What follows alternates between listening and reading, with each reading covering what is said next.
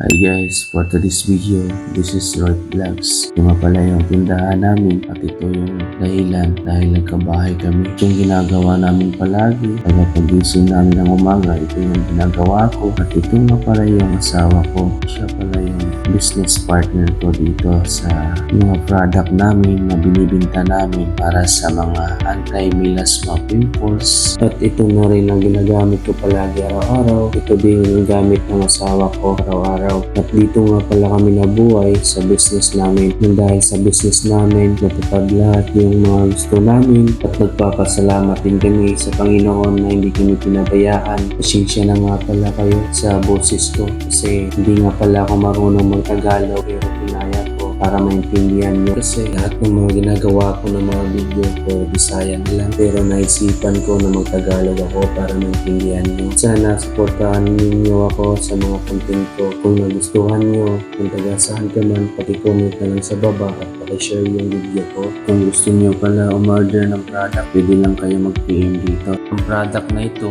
ay hindi na ginagamitan ng cream at sunblock dahil naka-SPPT na siya at with collagen. Oo nga pala, maraming salamat sa inyo. Thank you for watching.